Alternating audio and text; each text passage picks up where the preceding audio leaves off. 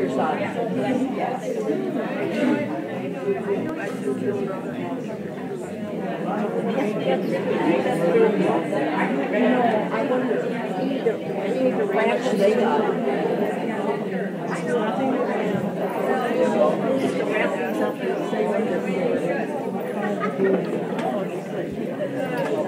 gets to go directly.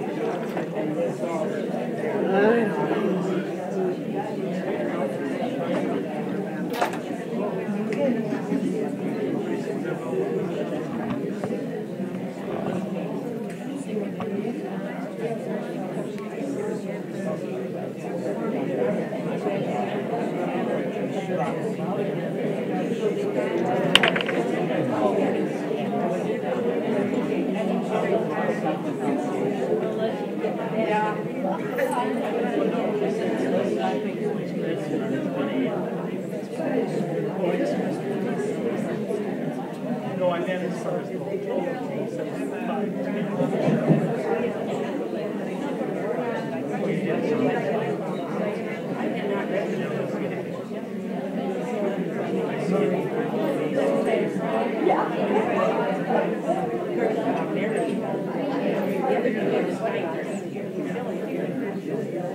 Good evening. Good evening. Welcome to the faces that we see before us, those who've joined us on TV, and those that are streaming and will watch this either in real time or later this week as it is available on YouTube.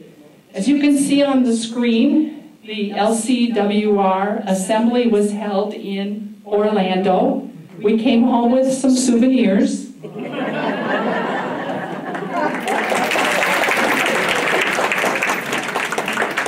We did have a bit of fun in Orlando. One evening, a busload of sisters, imagine, a busload of sisters went to Magic Kingdom area. We had dinner on the 15th floor of a restaurant. And as dusk set in at 9 p.m., fireworks began. And we saw fireworks like you see on the screen.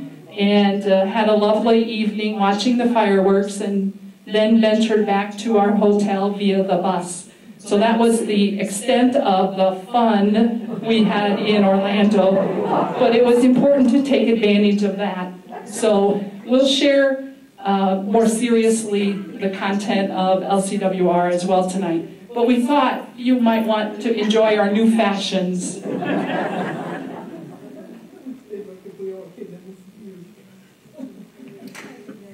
So the theme, as you see and have maybe observed on the website for the LCWR, focused on being the presence of love, the power of transformation.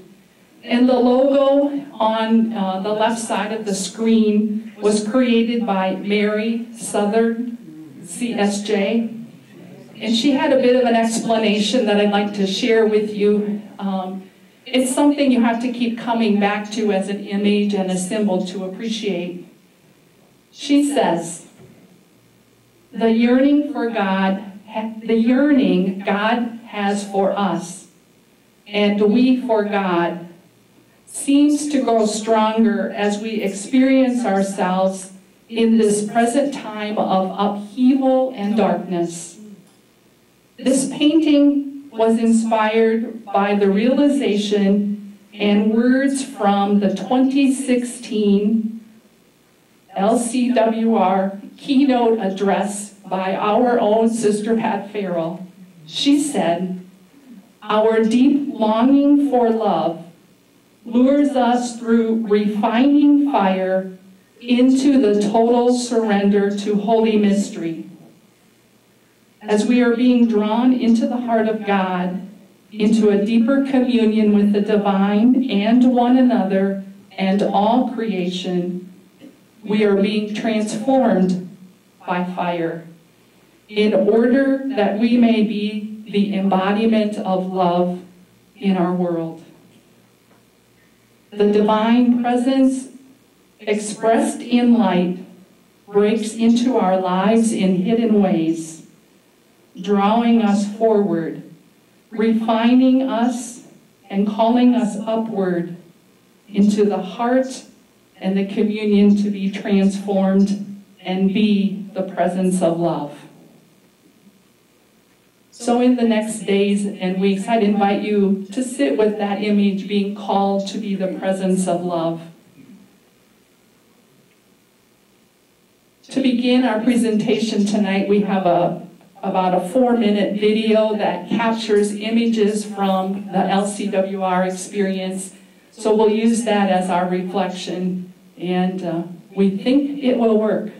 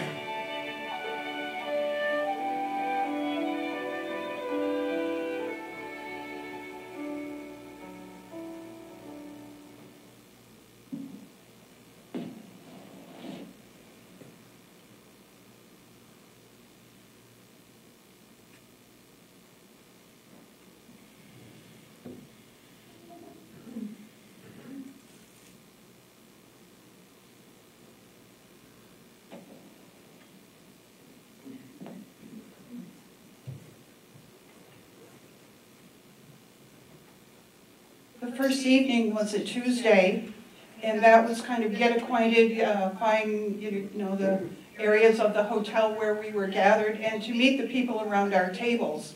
We gathered around round tables. There were 90 tables. So this said there were approximately 650 sisters there, but there were a number of staff people and the facilitators as well. The first evening was an opening prayer, and often there were excerpts of Pat Farrell's speech from the year before. So she was very present in that way. We sang this refrain over and over, I surrender all, I surrender all. All to thee, my blessed Savior, I surrender all. One of the phrases I copied down, we have booklets like this, was a strong message for me was action and contemplation must feed each other. So you're nodding your heads, you probably know that and are really working hard at that in your own lives. Our two major presenters were not sisters. This man, Chris Promuck, is a theology teacher newly at Regis College in Denver, Regis University. I forget where he was previously, but August 1st he went here to Regis. And he spoke about, there we go, okay. He talked a lot about music, and it was a different kind of presentation. It wasn't all academics, it was mixed with something very practical, it was mixed with stories. He played the piano, he sang songs, he had us singing, so it was quite a total body experience, I guess.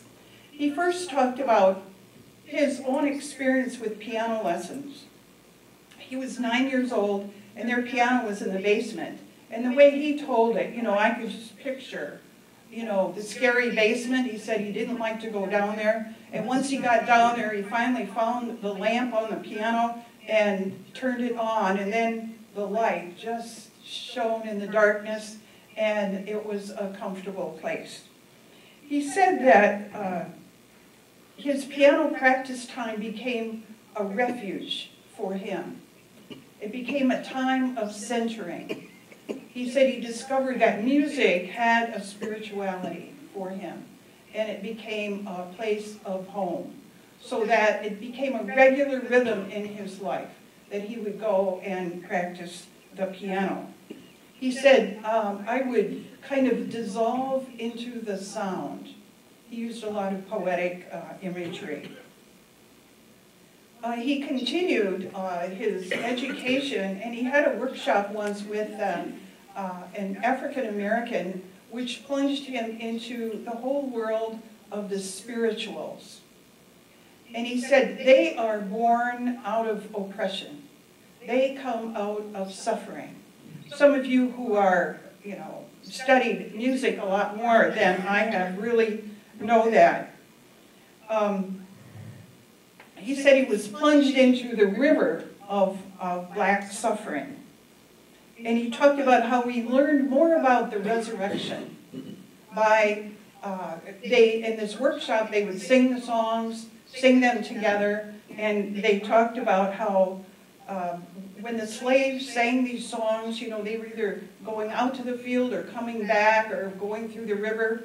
There was energy for them. There was faith for them. There was belief for them that someday this would end.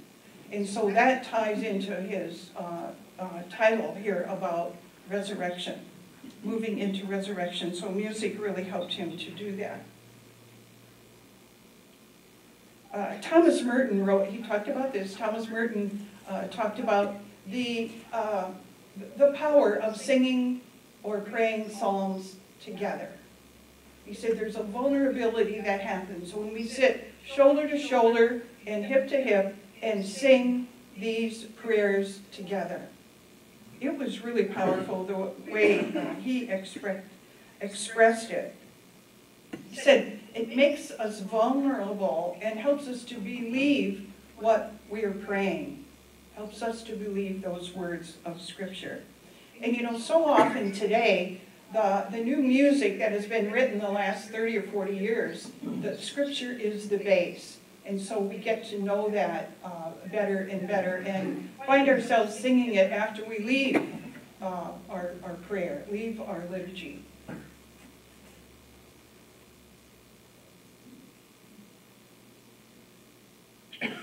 He spoke then, moved into racism, of course, and slavery, and how this deep suffering of the African American people was expressed through music. And they learned the music from each other and sang together, and it gave them a lot of strength.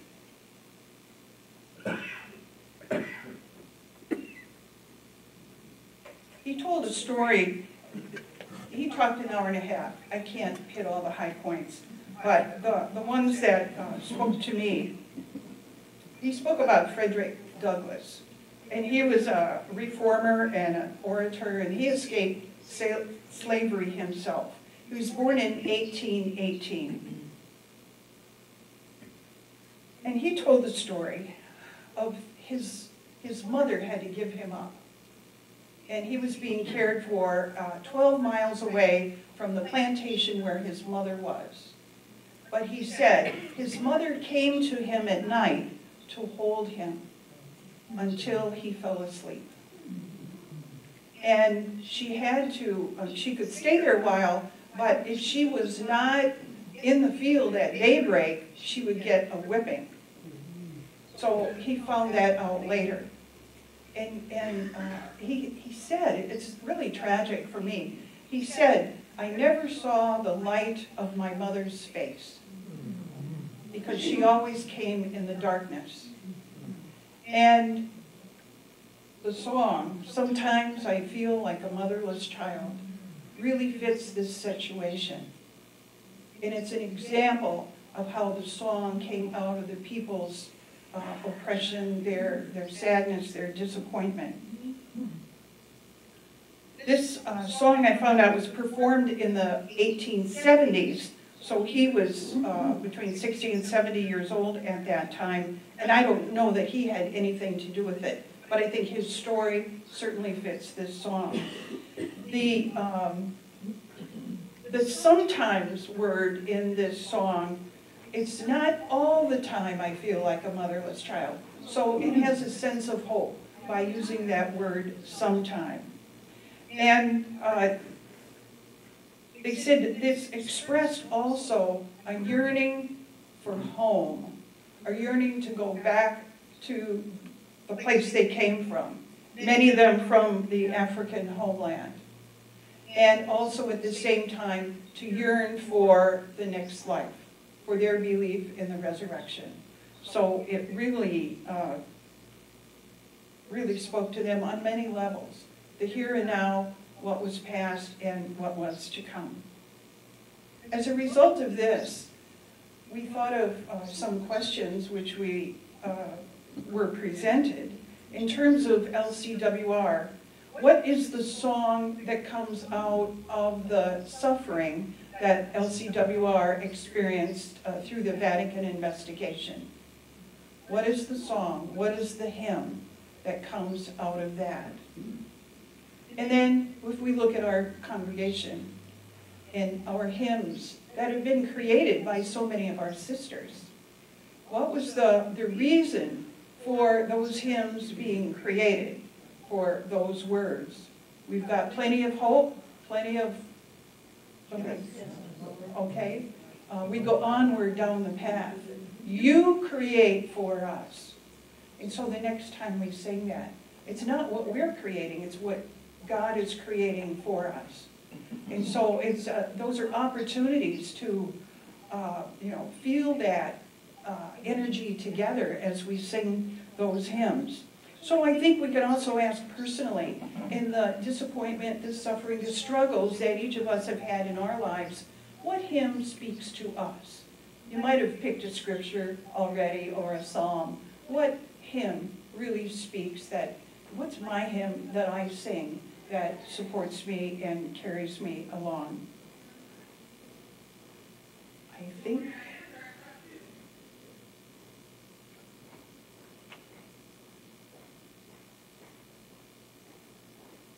Oh, I was thinking of the hymns we sang yesterday at the funeral. Come to us, Spirit of God, breathe in us now. We sing together. You know, the power in that, the possibility of the power in that. And then, of course, we go onward down the path you create. And then the responsorial. Spirit, come, transform us. You know, I think often it's presented, what if we really meant what we said? What if we really meant what we sang? So those, you know, I know I can use conversion on that level, and maybe some of you can too. So we'll move on to the next.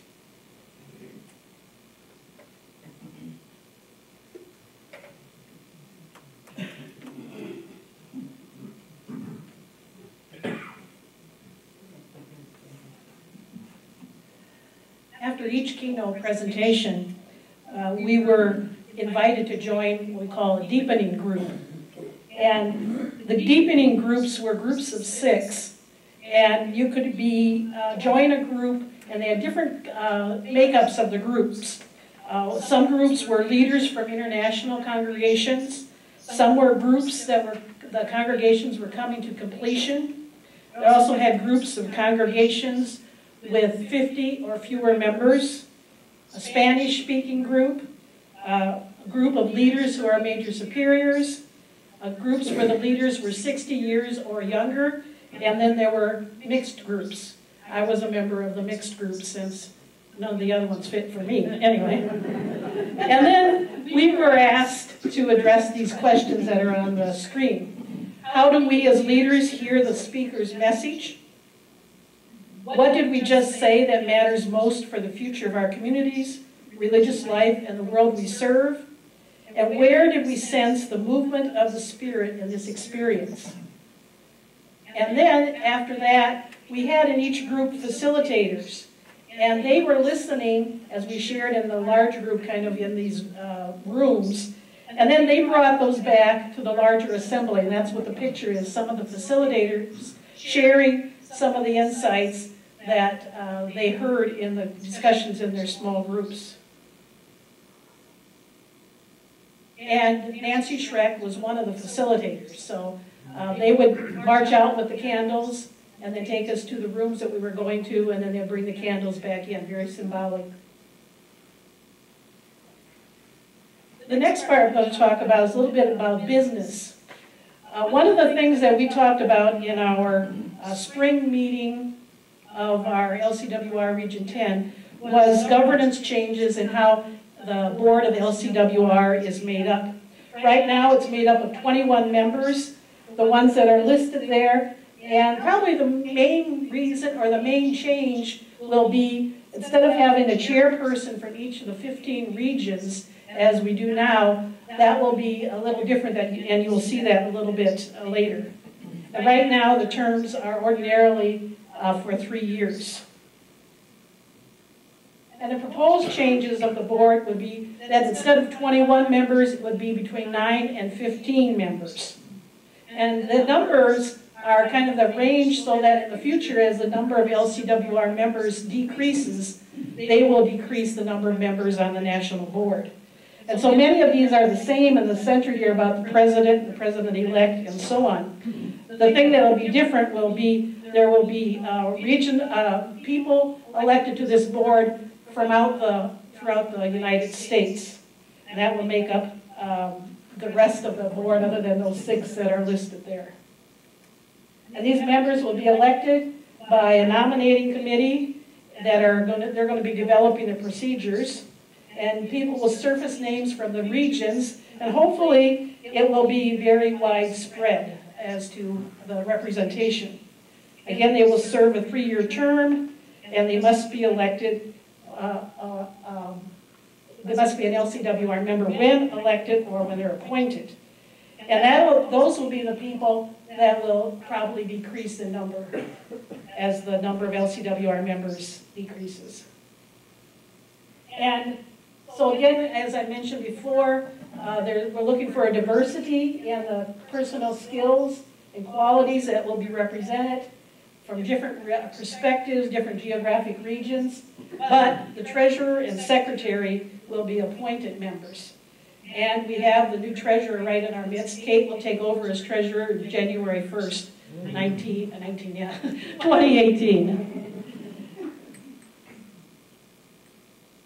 One of the statements, usually every year we make a statement or a kind of a justice action. And this year was a statement about the U.S., and I had to look up DPRK stands for Democratic People's Republic of Korea. So it was a statement about that. And I'll read this statement for those people especially that are watching on TV. At this critical moment for our country and global community, we, the approximately 650 members of the Leadership Conference of Women Religious, gathered in assembly, having discerned the gospel call to embody love for the sake of the world. We believe that love is more powerful than fear, dialogue more productive than rhetoric, and connection more transformative than threats of destruction. We call on President Trump to engage in constructive dialogue and negotiation to resolve the current crisis between the governments of the United States and the Democratic People's Republic of Korea in a manner that guarantees the peace and security that all people seek. We commit ourselves to promote nonviolence and a compassionate response to the thirst of the world for integrity and communion. Another matter of business that we had at the LCWR was the election of a new president. And we were very fortunate this year to have 4 nominees. Last year we had 2, and the year before we just had 1. So to have 4 women come forth was a great gift for us. And the person elected was the one in the upper left-hand corner, Charlotte Ann Wagner. So she'll be the president-elect for this next year. One kind of funny thing that happened after she was elected later on in the assembly, the 3 of them were standing on stage. And if you look at them, they're probably pretty young looking. Anyway, they said jokingly that Charlotte, it was the first time that she was the oldest in a group. Teresa, who was the president this year, is the first time that she was the tallest in the group. And Mary was the first time she was the grayest in the group. So they had a very great sense of humor as they went through the proceedings and kind of did the connections between sessions and so on. And this is Mary, as you can tell, and the sister she's with is Sister Mariana from Zambia, who also knows Margie Hush. And she was attending as a representative from Zambia, as a guest. The second keynote speaker we had was Jan Richardson, and she spoke on "We stand in the place of death and heard the living call our name." Now, Jan Richardson's husband recently died, so this was one of her first conferences that she was willing to come forward because she's been in a lot of grief and a sense of loss. She's an artist, a writer, and an ordained minister in the United Methodist Church. She is a retreat leader and conference speaker and lives in Orlando. And many of you probably have seen books or whatever by her. So throughout the presentation, she shared a lot about her feelings and so on about the sudden death of her husband. He went in for surgery, an aneurysm, and he never recovered from it. And they'd only been married, I think it was 3 years or something like that. So she had a lot of sharing that she did about grief, grace, and transformation in her life. And she said this time, too, for her, was also a time of being unmade, undone, and remade. And I think, those of us who have experienced loss or grief in our lives probably can identify with that. She also said it's a time for looking for, praying for, and searching for a new life. The next quote was one that, I don't know, I remembered it probably most of everything that she said. She said, "A deep, deep river connects all our losses and links us together."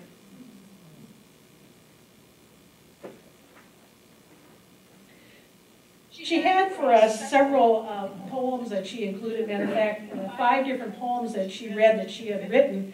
And a lot of them were about blessings. Blessings for the group and blessings of different things in her life. And she says the power of blessing in our lives has the power to convey God's desire for our well-being and wholeness. Blessings have the power to transform us, to work within time, but it's not bound by time. Blessings can spiral forward and back, and they seem to meet us when we need it most. If you want to read these poems about blessings, they are in the libraries here at Clare House, and I have a copy of her talk, which is the blessings are included in Clare House and at Mount St. Francis House. But also, if you want to, those of you that don't have access to that, you can go to the LCWR website and go to the little tab that says previous assemblies, and it has the talks listed there. She also talked a lot, as I said before, about grief, and she says it's not logical. It's not something we can figure out, and we need to be present to the love that goes even deeper than the grief. Again, thinking about where she's coming from at the death of her husband. She interspersed many questions for us as to think about, and these are not questions you can just look at and answer and go on. And so again, if you want to see these questions, you can go to her talk. When our hearts break, where can we still say "we" in a way that enables us to know that we are not alone? Where can we still say "now" in a way that allows us to live into the love that does not end with death? When absence erupts in our lives, how do we call upon the presence of love that goes deeper than our loss?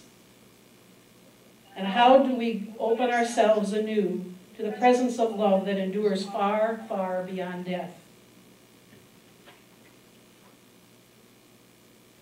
This was another quote from her talk. The only way to meet an endlessly deepening love is with an endlessly expanding heart. And so she had the question, for whom or for what do our hearts need to break and become bigger?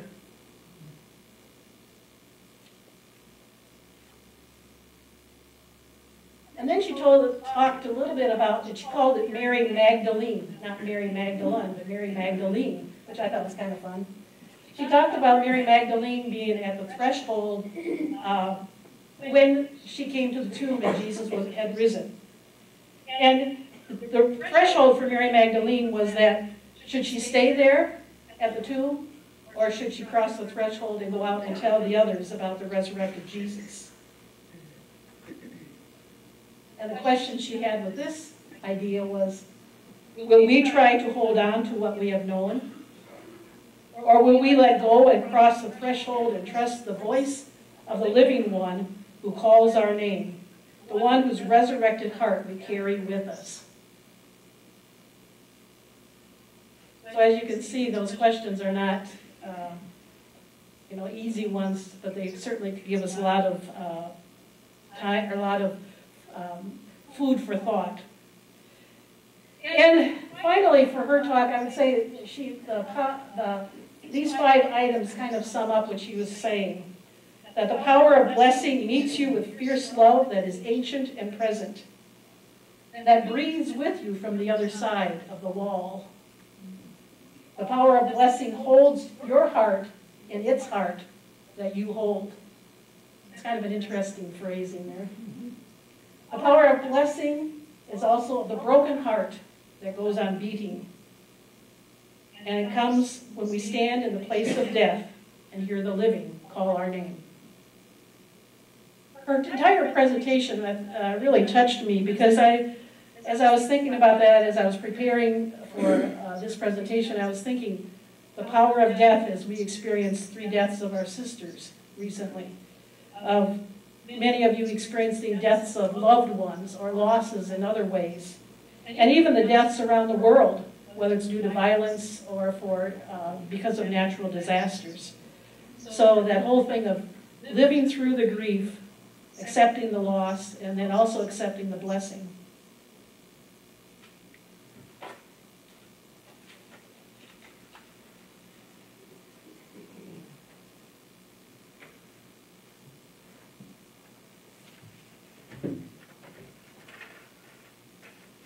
As I joined the executive committee, which as treasurer, which will be an incredible honor to be with those three women, I will certainly be the oldest in the group. I think they'll be shocked to find out how old I am. Sister Mary Pellegrino, who has been the president the last year, do I go left or right button? Forward, to the right. To the right. Gave the presidential address that happens every year. She's been described as a learner, a visionary, a strategic thinker, and a source of energy. And she really is all of that and was all of that in her address. Many of you have read Mary's address, and if you haven't done so, I encourage you to get a copy and do so. So I'll just highlight a few points tonight, some of which were also on the opening video. Mary called us to begin shifting from a focus of diminishment, a diminishment narrative, as she called it. And she says this diminishment narrative stalks religious life, to communion. Make room for emerging, more accurate information. She started her presentation with her own story of a narrative in her life that she was, I think, her brother was born in very poor health, and apparently her father told her that he promised that his girl would be a sister. Was that it, I think? Or something? You name her Mary? You name her Mary if he had a daughter, if the son lived. Well, eventually, in her 30s, she tells her mother this story, who says, that never happened. But she had spent her whole life thinking how powerful this story was. So she said, we have to let go of the stories of the past, sometimes that either aren't true or really belong to the past. So she says we can now tell new stories, and not just the age-old stories that surround religious life. And you know how much we do that. We sit around and tell stories about the past. Mary pointed out, see, I'm not good at this. She pointed out that we need to look at, where am I?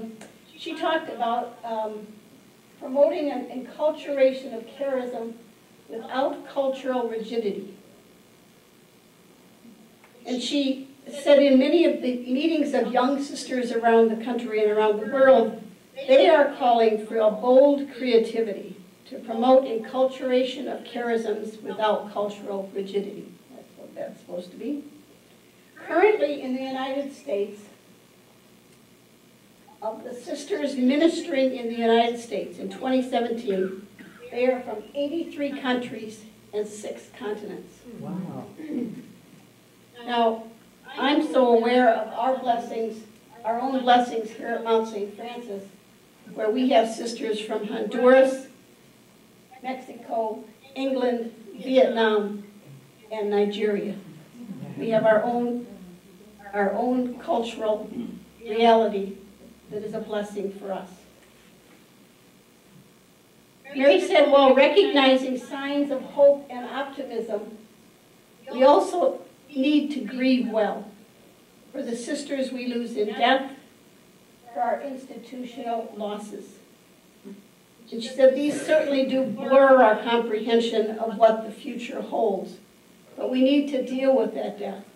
I think out of the whole experience of LCWR, what struck me was if we don't learn and do the work of grieving well, we can't celebrate the Paschal mystery and the resurrection.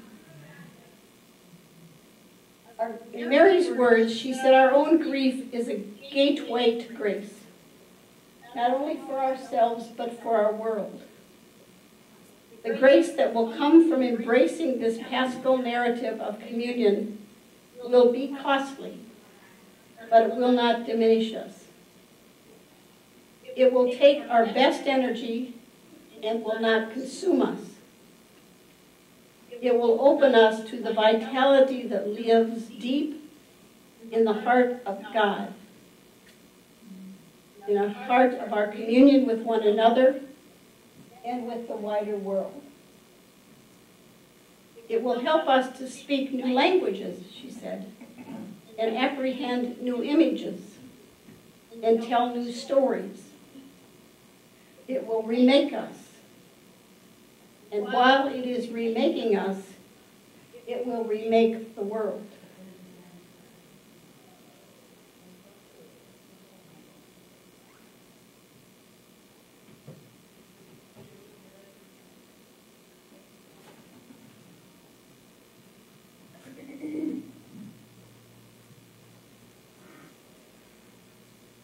At one of the sessions following Mary's presentation, as well as Chris's and Jan's, a panel of younger members of religious life was formed.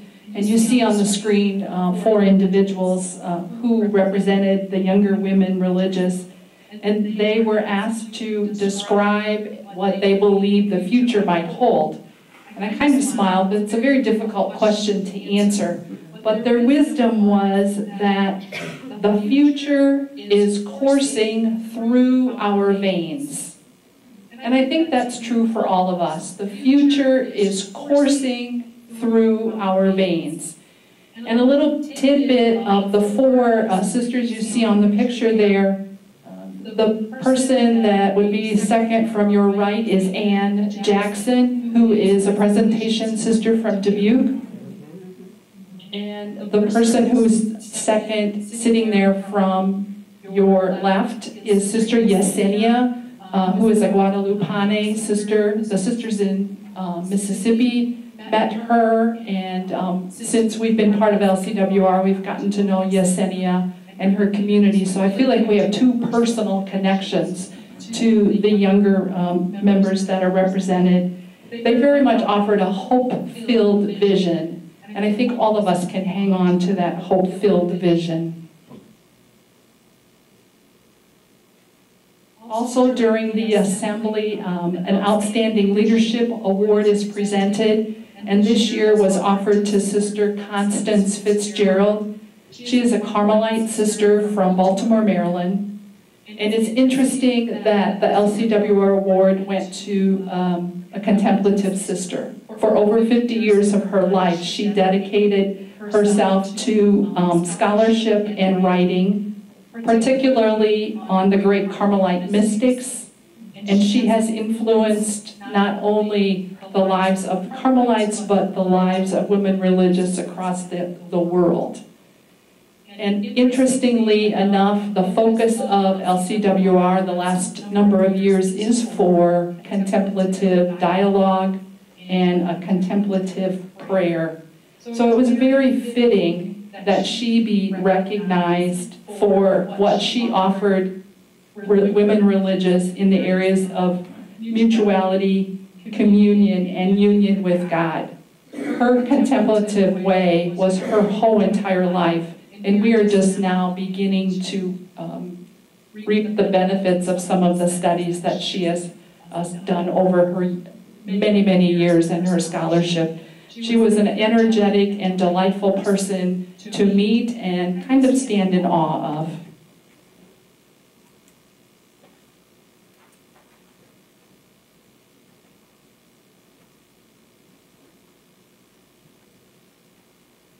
Each year on the Saturday morning after LCWR, we have a meeting of UISG members. We can always take a guest if someone's able to stay, and otherwise the members are the presidents of the religious congregations.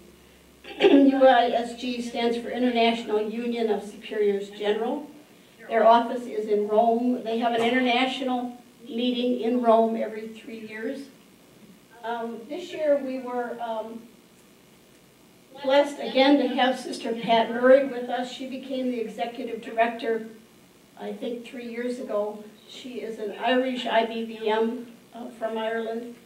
She's probably younger than she looks. She looks as Irish. Some often look older. She looks to be in her mid-70s and have the energy of a 30-year-old. She really has turned UISG around. Their key issues are working on issues of international sisters. They have a GHR grant, that's a foundation here in the States. They're looking at formation issues, education issues, ministry, canon law, formation, especially for sisters in Africa. Talitha Kum is another of their organizations, and this is an international human trafficking organization. They are very active in South Sudan, about the only good thing going on in South Sudan, where they're into years of civil war, educating both teachers and nurses. They have a new program as of a couple years ago working with the migrants who come from all over, and many of them coming into Sicily. And this is an intercongregational effort. Of course, you have to be able to speak Italian to join the effort. She spoke about their relationship with the Vatican, which increasingly is improving.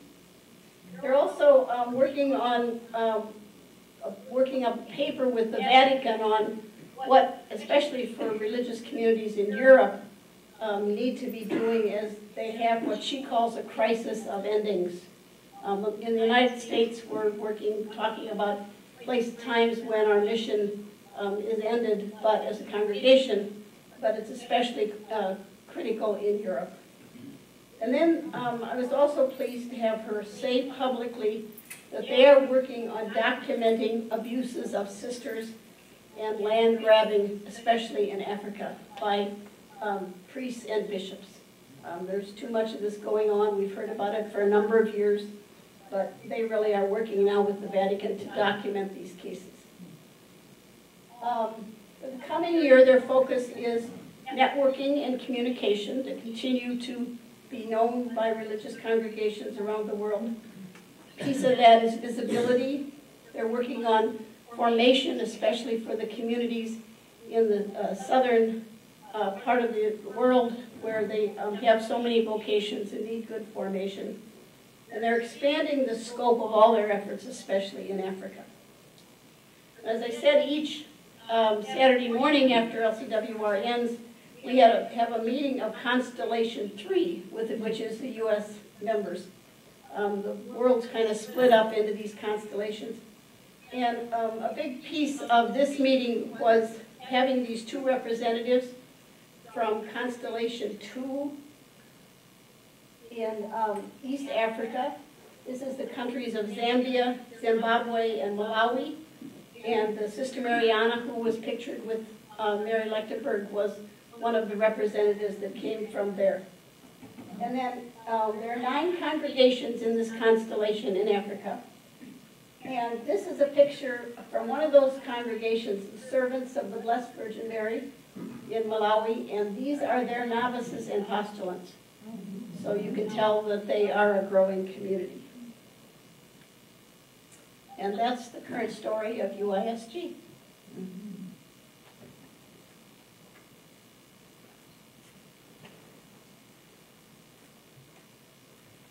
As you notice, the theme of being committed to love, in one of the last parts of the assembly, we as participants were part of a process designed to make a commitment to be the presence of love. So we each had a card, like a little prayer card we wrote, how will we individually be the presence of love? And then it was also a process in which groups, as well as the entire conference, talked about how we will continue to be the presence of love as we leave this space.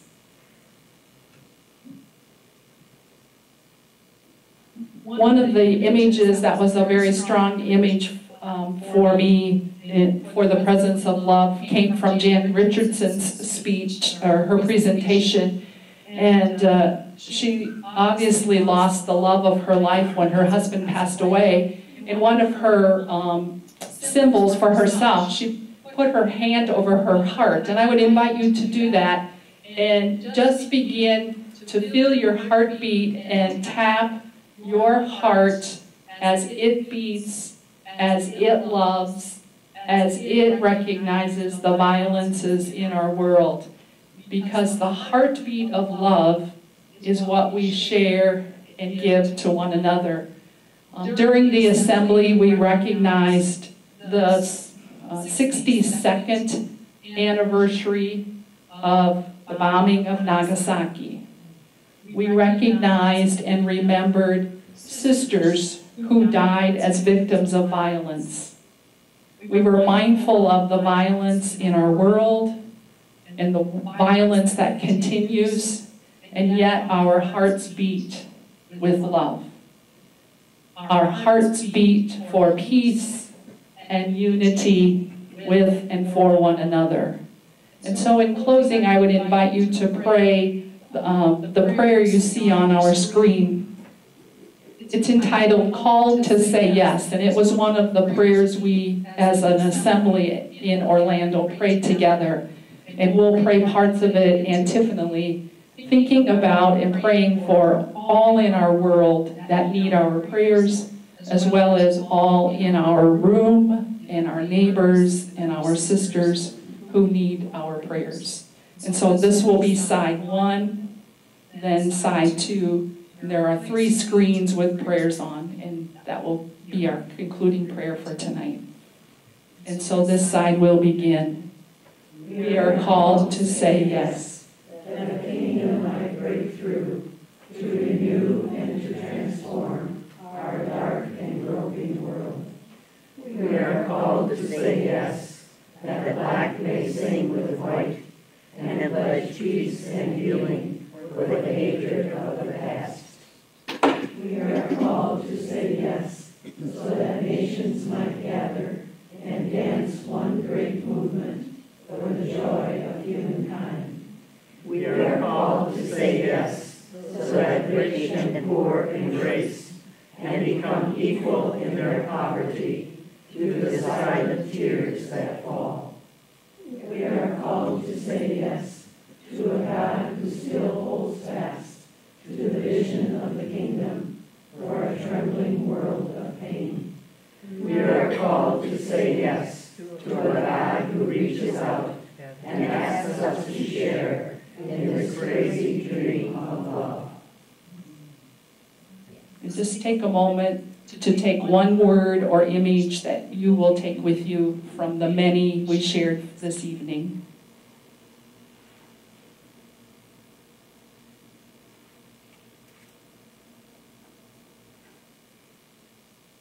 And for all of that we say, Amen. God bless you and have a good evening. Thank you for your participation.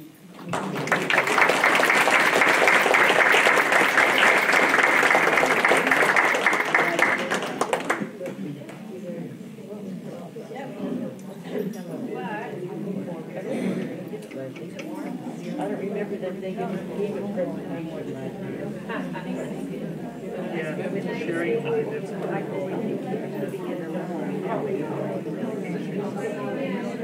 Yeah, you can see a lot.